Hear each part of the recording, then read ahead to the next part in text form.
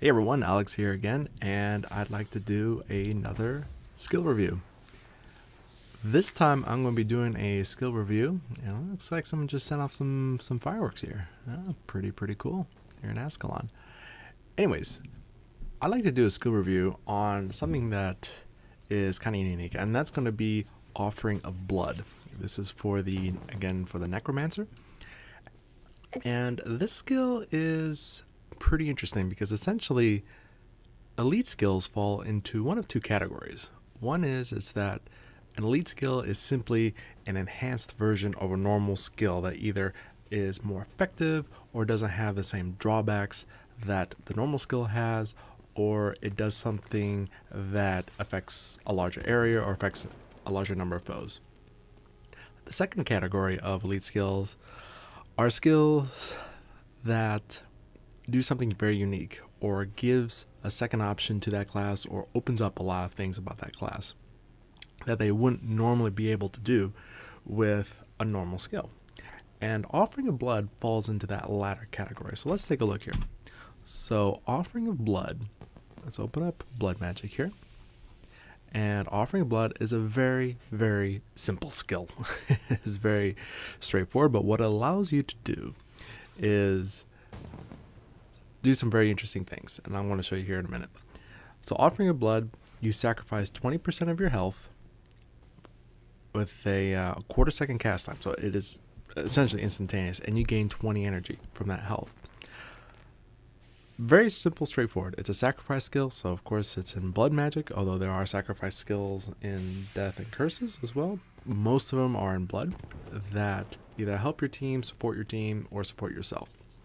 That's the essence of blood magic, and Offering Blood falls right into that category. What makes this skill unique, even though it's very simple, is that this is a very good energy management skill. You get 20 energy. That's quite a lot for a 15-second recharge time. And what this allows you to do is essentially you can drop your soul reaping down and go into another tribute line. So as you can see here, I'm kind of foretelling here what I'm going to be doing. A lot of times I'll have my soul reaping cranked up all the way to the top around 13, and I'll be invested in one or two attribute lines. Of course, you only have so many points, so if you're going into 3 attribute lines, you're going to be spread out. Of course, you don't want to go into 4 or any more than that, but essentially 2 or 3 is about optimal.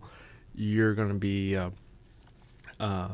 pretty effective in those lines, although your primary attribute or one of the other lines is going to be down at around the number 9 level. What, again, as I mentioned, Offering Blood allows you to do is it can kind of take the place of soul reaping. So now you can, I want to be able to do protection, which I'll get here in a minute, and act as kind of a utility support for my team. I want to be able to maintain my energy when I use a bonded enchantment. So I can crank this up to about 6, and that's the maximum I want to get if I want to keep that 13 soul reaping and get a lot of energy when enemies die around me. Now that's a good energy management tool, but it's inconsistent. You don't know how long an engagement is going to last, and it's not energy on demand. So if you run out of energy, you're out of energy, and that's the end of it. With Offering Blood, you can get energy on demand every 15 seconds. So now I can drop this down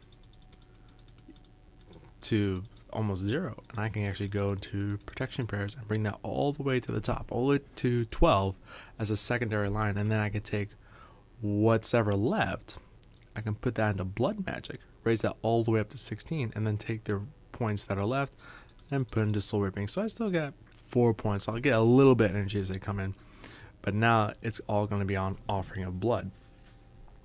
Now the reason I'm doing this setup here is I'm going to be just demonstrating a team build for Ascalon in hard mode. Now the thing about Ascalon in hard mode is that while it's the very first post-searing area that you go through in the game, and it seems pretty easy, once you crank on hard mode, the enemies get a lot harder. They're up at very high levels compared to you, and you don't have the benefit of a 8-man team that you would have in most of the other game. You're down to half that. You're down to a 4-man team. And that makes things a lot more challenging because you don't have nearly as much leeway in putting specialized characters into specialized roles that you could do with an 8-man team. Now everyone has to be pretty generalized, or yourself has to be pretty generalized. In this case, I kind of kept people in a more specialized role. So I got a hammer warrior and a ranger that's going to be focused pretty much on damage dealing. I got a healing monk again.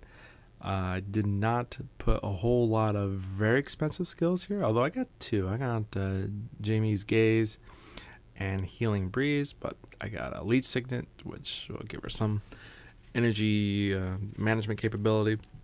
And the other ones are also pretty cheap. And Healing Light. Now, Healing Light's also good because if she heals, if my monk heals another target, and I have that bonded enchantment on him, she will get that 3 energy back and also help with energy management. So that's another good thing. Now myself, I'm going to be dealing the duty of, say, a utility role and also damage dealer. And that's the thing. I can't have just 2 damage dealers. I have to be able to deal damage myself, but I also have to fill the role of kind of a impromptu protection monk. And that's what I can do here. But as I mentioned, with Offering of Blood, I now have a skill that frankly is in many ways even better than the monk's Blessed Signet, because the most important thing is it doesn't have that 2-second cast time. So if you watched my mending video, one of the issues with being a bonding monk is that Blessed Signet, because that is a 2-second cast time. This is instantaneous. Yes, you take a little bit of health down, but you have skills that can help bring it back up, namely Vampiric Gaze and Shadow Strike if your target's above 50%. I have also generally damage dealing spell with Dark Pack, and also the good thing is that these 3 skills here are also damage dealing skills, so I can also contribute damage dealing when we go out and do the Vanquish. And the other thing is, and this was me just practicing this morning, is that several of the enemies have they're archer type enemies, and they have like lightning reflexes and things like that, which makes it difficult for a melee character to hit them. While my skills bypass that. I deal shadow damage, and lightning reflexes have no effect on me. So that is the idea. And I also got 2 utility skills. Again, I'm also running utility build. So I got Remove Hex, because hexes are an issue, and I got conditions, so conditions are an issue. So I'm going to be dealing with quite a few jobs here. But the most important thing is my protection and utility, and then the damage will come in a little bit later. So anyways, let's take this for a roll here, and let's see what happens. Again, in Ascalon, I got hard mode on, and we'll take a look. Coming out here. Alright, so here we go. So first thing, of course, put my bonds on. So bond my warrior, bond my ranger, and last but not least, bond my monk. There we go. Okay, now everyone's bonded. Except for me, of course, and I can only bond an other ally. I cannot bond myself, unfortunately. But in case you don't know what this skill does, it takes half the damage that they receive and redirects it towards me. And that's good because I can also mitigate that damage with my health stealing skills. And I still have 1 pip of energy, so I still have a little bit of natural recharge. I still have a little bit from soul raping, but most of my energy management duty will be taken care from Offering of Blood. So there's a few Devourers up here. We'll take them out, and then we'll really take this build out for a spin and see what happens. So, and here we go. Now there's that Whiptail, and already he's got his lightning reflexes on, so it's going to be difficult for them, for my 2 melee characters, to hit him, but I can. And of course, coming under pressure. Now I can use my healing hands on myself. I got dazed. So this is kind of a warrior type of NPC. But you know what? I'm kind of still doing my job, even though I'm dazed. There we go. Because I got my bond up. I still got my bonds up. And we're all set. Okay. That's 2 NPCs, not really all that difficult. Boom, get my energy back up. A monk, faithful as always, brings me up. That's the thing we're dealing with NPC monks is they really will treat you the same as every other character. And that can be a little bit of an issue because they tend to overheal you when you really don't need to be healed. As a blood necromancer, you know, with a live human who's playing a monk, you know, you could tell them, hey, I'm a blood necromancer, you're going to see my bar go all over the place, up and down, up and down, up and down. You know, don't worry about me unless I really need help, and I'll let you know when that happens. Well, with an NPC, you can't really do that, so you're kind of stuck. Okay, here comes an elemental. Boom, the screw swing. I'll put healing hands on myself. And down he goes. Okay. Now there's a couple of benefits with having just a 4-man team out here in Ascalon. What a lot of people do when they vanquish Ascalon areas is they tend to caravan a team, a 6-man team from Yak's Bend, because you can start with a 6-member party, come down through the Ascalon foothills, and just march across. Well, that takes a lot of time, and sometimes you don't want to spend that kind of time. And if you don't want to spend that kind of time, this is kind of a team build that allows you to do 4. Again, it's not perfect, but it's pretty effective as I was trying out this morning. Okay, now these flash gargoyles, the gargoyles in general are just nasty, nasty creatures out here because they throw a lot of hexes in. And that is where my hex removal comes in. Lightning Surge, don't worry too much about that hex. It's too fast on engagement that you can take it off.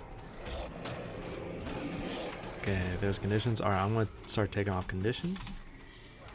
And I'll take off her condition. There we go. And we're all set. Again, it doesn't look like too much right now, but trust me, it gets harder out here. Especially when you over aggro. Which we just did. Alright, well let's see what happens here if we go. Oh, a little bit of a misclick there. Didn't mean to do that. Alright, I'm gonna keep. Ooh, oh, come on. I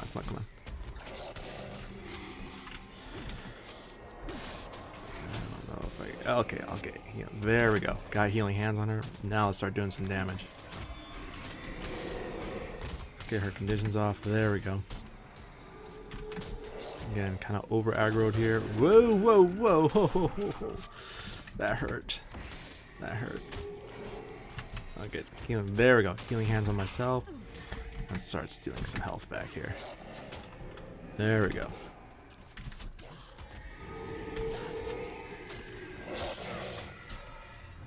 Alright, let's start taking out these jokers. Okay.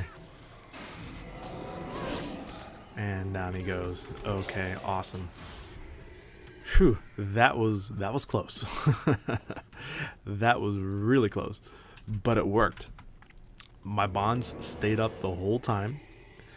I was able to use shielding hands to frankly save my monk.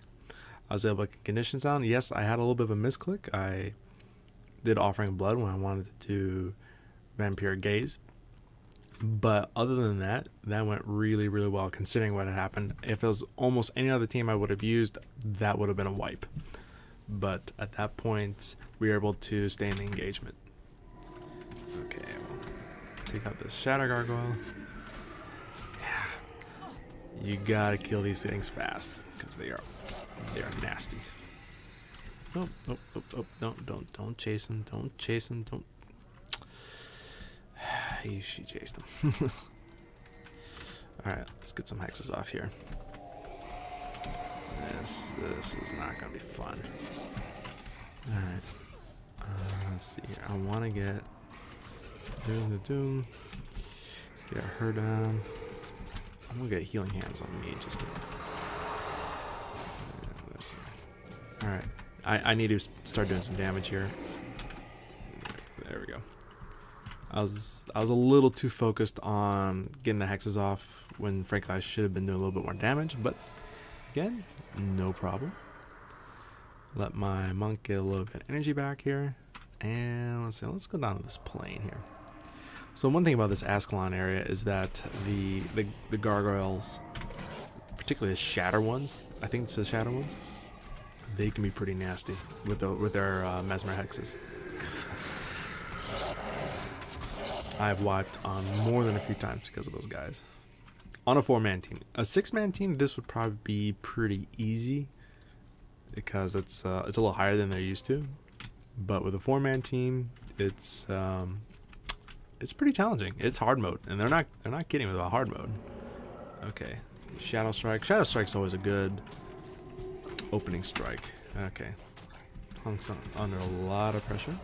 All right, let's get these whip-tailed delvers. Okay, now they're on me. All right, let's get that condition off. I'm not sure what it is, but since there's a lot of cracked armor in this stage, you always assume it's cracked armor.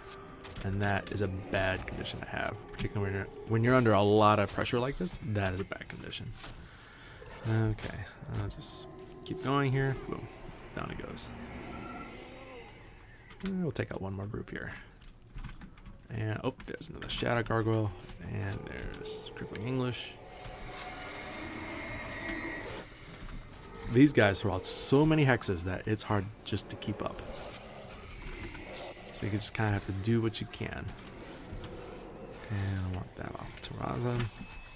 Look at this. This is just a crazy amount of hexes. I think that Healing Breeze is kind of mitigating some of that. Boom. I mean, they just keep applying over and over and over again. Okay, there we go. Most important thing, keep your bonds up. Make sure you don't drop your energy so low that the bonds come off, because that's going to make your job a whole lot harder.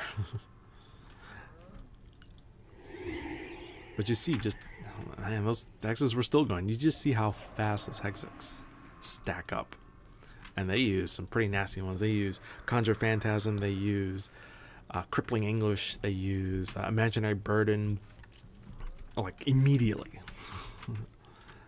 And one more. We'll take out this guy. Lightning Orb. Okay, and there's a couple Devourers there too. And yep. I was thinking about using Shielding Hands on my Warrior, but usually you don't need Shielding Hands on Warrior. It's better to keep that for your Monk in case they really switch over.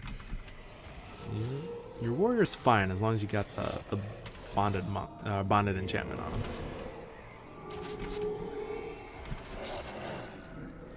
And down it goes. Okay, so a good demonstration here of how to kind of put yourself in a role of a bonding monk without having to be a bonding monk. And for a necromancer, Offering Blood does a great job in filling in that role here. So actually, I'm going to head back to Ascalon. I'm not going to do a full Vanquish. It's a little too early in the morning, and this is really just a demonstration video. I don't need to go through the whole thing. But this worked pretty well. Again, I'm on utility duty. I got some damage, and that was enough to keep my team alive and allow Terraza, my warrior, and Jin, my ranger, to really crank out the DPS and handle that mob, especially when I had accidentally aggroed 2 mobs, which is easy to do on that little corridor there with gargoyles and devourers. They're pretty nasty, and I would normally have wiped, but because I was able to keep my bond up, I had my Shielding Hands to do kind of a last ditch save of my monk and keep her going, and I was also able to do some DPS. It worked out really well. So I just wanted to show you just how you can use an elite skill, in this case Offering Blood, to allow your character to do things they would not normally be able to do, and in this case allow my necromancer to be a bonding monk. And necromancers and mesmers and several other classes have good energy management tools. You don't have to simply rely on these 4 pips of energy only. And when you have a skill that can allow you to do this, then you're in a situation where you can do bonded enchantments. Again, bonded enchantments don't have to strictly be a monk thing. They can also be a secondary monk thing, and it doesn't even have to be life bond. It can be several other enchantments like Succor or Essence Bond. You know, there's actually a lot of bonded enchantments in the monk line that is not in any of the primary attribute lines that they have, like such as healing prayers, protection prayers, and smiting prayers. They have a lot here in, I don't say a lot, but they have a couple here in no attribute, or a couple in divine favor. Now, of course, you don't have access to divine favor, so you may not use that a whole lot.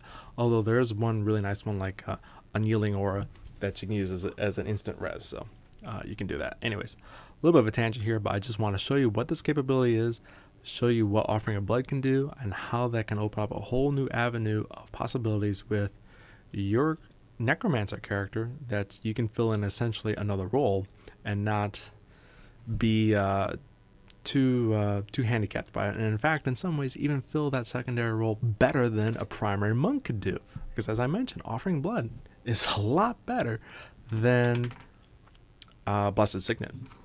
And there's another idea. Maybe for some bonding monks, not use Blessed Signet. Maybe do the reverse. Get Offering of Blood. Use put some points into blood magic. Get Offering of Blood. And there you go. And take out points from divine favor. Maybe I'll try that next time. Anyways, this is Alex. I hope you enjoyed the video, and take care and have fun with whatever you're doing. Talk to you soon, guys. Bye bye.